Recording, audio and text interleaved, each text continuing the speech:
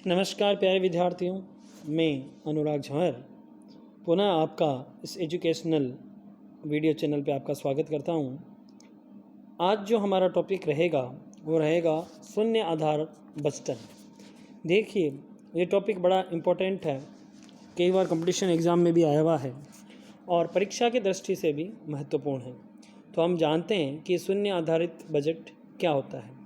तो देखिए, इस तकनीक का जो सर्वप्रथम प्रयोग है वो सन 1961 में संयुक्त राज्य अमेरिका यूएसए के जो एग्रीकल्चर डिपार्टमेंट है, कृषि विभाग में किया गया था। इसके जनक श्री पीटर ए पेर हैं। कई बार ये भी 2 नंबर के क्वेश्चन में आता है कि शून्य आधार बजटन के जनक कौन हैं।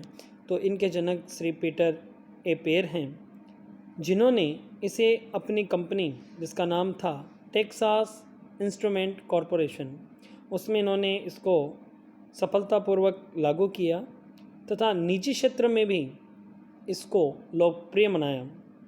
बाद में धीरे धीरे ये दूसरे क्षेत्रों में भी फैलता गया। जॉर्जिया में भी इसको लागू किया गया। भारत ने भी इस प्रणाली को अपनाने के कई प्रयास किए, लेकिन भारत में अभी तक इसको विशेष सफलता नहीं मिल पाई है। तो देखिए हम इनकी परिभाषाएं कि शून्य आधार बजटन क्या होता है। ये जेडबीबी का मतलब है जीरो बेस बजटिंग या शून्य आधार बजटिंग, एक परिचालन नियोजन एवं बजटन प्रक्रिया। देखिए, इसमें साफ कहा गया है कि एक परिचालन नियोजन मतलब ऑपरेशनल प्लानिंग और बजट की प्रोसेस है, जिसके अंतर्गत प्रत्येक प्रबंधक को अपनी संपूर्ण बजट मांगों का प्रारंभ मतलब शून्य आधार से विस्तार में औचित्य सिद्ध करना होता है। देखिए, यहाँ पे जो पॉइंट है वो ये स्पष्ट कह रहा है कि चाहे पिछले बजटों में किसी मद पर कितना ही व्यय हो रहा हो, उसका आधार यहाँ पे नहीं अपनाया जाता। यहाँ पे हर वर्ष जो बजट बनता है वो शून्य आधार पे बनता है। तात्पर्य कि आपको हर बार किसी भी मद पे अगर कोई खर्च हो रहा है या आपको उस मद के लिए बजट चाहिए, तो आपको उसका औचित्य बताना पड़ेगा, औचित्य सिद्ध करना पड़ेगा। प्रत्येक प्रबंध ये बतलाता है कि वह आखिर कोई धनराशि क्यों खर्च करे। अगर कोई भी प्रबंधक किसी भी डिपार्टमेंट का जो मैनेजर है, हेड ऑफ डिपार्टमेंट है, अगर वो बता रहे हैं कि बजट पे इस मद पर इतना खर्च है, तो वो क्यों किया जा रहा है और किस लिए किया जा रहा है, इससे लाभ क्या होने वाला है, ये सिद्ध करना पड़ता है। इस विचारधारा के अनुसार सभी क्रियाएं निर्णय पैकेज में अभिव्यक्त की जाती है। देखिए, इसमें आपको जितनी भी थॉट्स हैं, जहाँ जहाँ पे भी खर्च हो रहा है, उन सभी क्रियाओं में आपको जो डिसीजन मनाया जाएगा, जो लास्ट में बजट बनाया जाएगा, उसमें ये शो होते हैं और आपको ये बताना पड़ेगा कि किस कार्य के लिए आपको पैसा चाहिए। उनको फिर क्रम दिया जाता है। क्रम का अर्थात जिस क्रिया का ज़्यादा महत्व है उसको पहले क्रम पे रखा जाएगा, जिन क्रियाओं का औचित्य कम है उनको बाद वाली क्रम दिया जाएगा।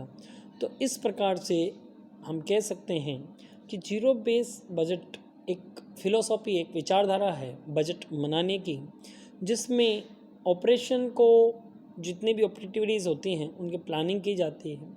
किसी भी एक्टिविटी के लिए उसका औचित्य, उसका होना नहीं होना, उसके होने नहीं होने से क्या प्रभाव पड़ता है, धनराशि अगर खर्च की जा रही है या बजट आवंटित किया जा रहा है तो उसकी क्या आवश्यकता है, ये सारा बताया जाता है।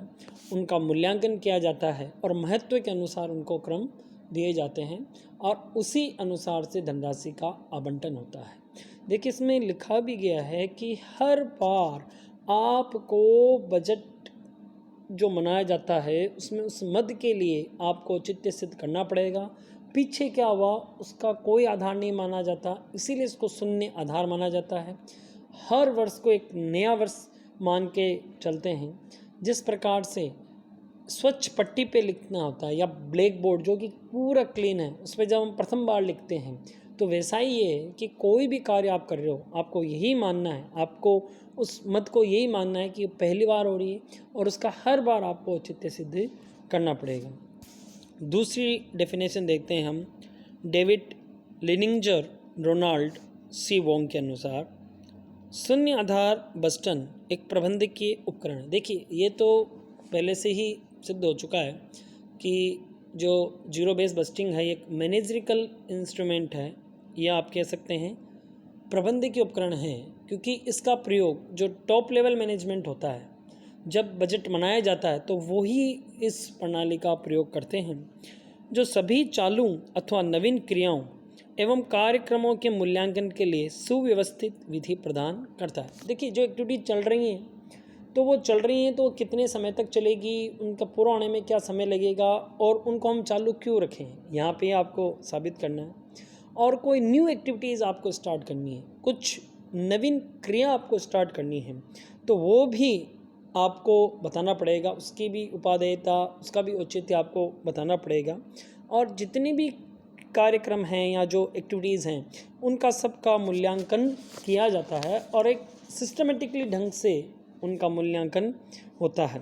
विवेकपूर्ण तरीके से बजट में विस्तार स्वीकृति दी जाती है। देखिए विवेक तरीके से हम बजट में कमी करेंगे या विस्तार होगा, ये जो डिसीजन है वो रेशनली होता है कि कई बार ऐसा भी होता है कि पुरानी एक्टिविटीज़ चल रही हैं लेकिन उन पे अब खर्च करना इतना लाभदायक नहीं है तो उसमें कमी भी की जाती है। कुछ एक्टिविटीज़ जोड़नी हो, कुछ नवीन क्रियाएं स्टार्ट करनी हो तो उनके लिए बजट बढ़ाया भी जाता है। ये सारा कार्यक्रम रेशनलाइज वे से विवेकपूर्ण तरीके से किया जाता है तथा निम्न से उच्च प्राथमिकता वाले कार्यक्रमों में संसाधनों के पुनः आवंटन की स्वीकृति देता है। तो देखिए हमने यहाँ पे देख लिया कि कौन से जो कार्यक्रम हैं वो निम्न प्राथमिक हैं या जिनकी उपयोगिता कम है, कौन से ऐसे कार्यक्रम हैं जिनकी उपयोगिता ज़्यादा है। तो ये जो पहले वाली डेफिनेशन हमने देखी थी पीटर ए पेर और जो अभी हम देख रहे हैं डेविड लिनिंजर की, तो इन दोनों डेफिनेशन से हमको पता चल रहा है कि ये एक मैनेजरिकल प्रोसेस है जिसमें आपको हर बार जो बेस होगा वो शून्य होगा, पिछले बेसों को या हिस्ट्री को हम रिपीट नहीं करते, उस पर ध्यान नहीं देते। जो भी कार्य इस बार हो रहा है, जो भी एक्टिविटीज़ इस बार हो रही है उसकी आपको औचित्य साबित करना पड़ता है। उन सभी एक्टिविटीज़ को एक प्रेफरेंस दी जाती है, एक प्राथमिकता दी जाती है और उसी के आधार पे उनके लिए बजट का निर्धारण होता है। संक्षेप में अगर हम ये कहें तो हम ये कह सकते हैं कि शून्य आधार बस्टन एक तकनीक है जिसमें प्रत्येक कार्यक्रम चाहे वो पुराना हो चाहे कोई नया कार्यक्रम हो उसके लिए आप नया बजट बनाते हो। मतलब हर एक्टिविटीज़ को चाहे वो पुरानी हो चाहे नहीं, उसको आप नई एक्टिविटी मान के एक नए सिरे से एक जीरो बेस से आपको उसका स्टार्ट करना पड़ता है और इसके लिए आपको उसका होना न होना उसका औचित्य सिद्ध करना होता है। एक रेशनल प्रोसेस है ये।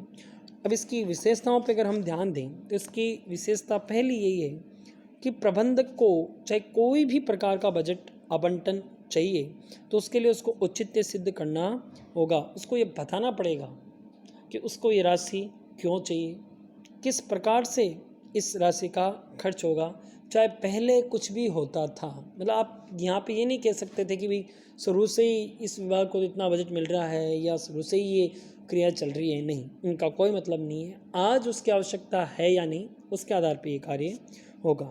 नेक्स्ट है विकल्पों की छानबीन की जाती है। ऑप्शन देखे जाते हैं कि कौन सा ऑप्शन बेटर है, पुराने वाला या नया, या कोई और भी हम ऑप्शन देख सकते हैं जिससे ये कार्य पूर्ण हो सकता है। तो ऑप्शंस का इवैल्यूएशन किया जाता है, सर्च की जाती है। निर्णय प्रक्रिया में जितने भी प्रबंधक स्तर होते हैं वो सारे भाग लेते हैं नीचे से लेके ऊपर तक। इनका जो चयन हम करते हैं किसी भी क्रिया का तो वो लागत और लाभ विश्लेषण, इसका तात्पर्य है कि कितनी कॉस्ट पड़ेगी और उस पर कितना प्रॉफिट होने की आगे संभावना है। तो लागत तथा लाभ विश्लेषण के आधार पे इसका जो आवंटन है वो किया जाता है। इसमें हम व्यक्तिगत इकाइयों के उद्देश्यों को संस्था के, जिसे हम कहते हैं ना पर्टिकुलर डिपार्टमेंट का या पर्टिकुलर पर्सन का जो ऑब्जेक्टिव है उसको एक ऑर्गेनाइजेशन का ऑब्जेक्टिव बना के हम इसको पूरा करते हैं, प्राथमिकता बनाते हैं, प्रायोरिटी देते हैं और जिसको जितनी ज़्यादा प्रायोरिटी है उसके हिसाब से पूरे बजट का समायोजन किया जाता है। तो बच्चों ये बहुत इम्पोर्टेंट है। जेडबीबी आप इसको शॉर्ट में ये समझें, शून्य आधार बजट का मतलब पुराना आधार नहीं लेना है। यह शून्य से स्टार्ट हो रहा है, इंग्लिश में हम कहें तो स्क्रैच से स्टार्ट हो रहा है। जीरो से आप स्टार्ट कर रहे हो, जो भी आप क्रिया कर रहे हो वो आप प्रथम बार कर रहे हो और हर क्रिया का जो भी बजट आपको चाहिए उसको आपको ये साबित करना पड़ेगा, आपको सिद्ध करना पड़ेगा कि उसके लाभ क्या हैं, उसकी लागत क्या है, लागत लाभ विश्लेषण होगा, सारे जो उसके ऑप्शन है उसका एवल्यूएशन होगा और फिर आप उसका बजट आवंटन करोगे। तो इसको हम बोलते हैं जीरो बेस बजट। संक्षेप में, जब किसी कार्य को नई तरीके से स्टार्ट किया जाता है, पुरानी कार्यों पर ध्यान नहीं दिया जाता है और हर बार उसकी औचित्य को साबित करना पड़ता है, तो इससे बजट को हम जीरो बेस बजट कहते हैं। अब आपके लिए असाइनमेंट है, जैसे मैंने आपको बताया कि भारत में इतना सफल नहीं हो पाया, तो आप देखिए कि कब कब ये भारत में किन किन संस्थाओं पे लागू किया गया, सफलता नहीं मिलने के कारण क्या हैं। धन्यवाद।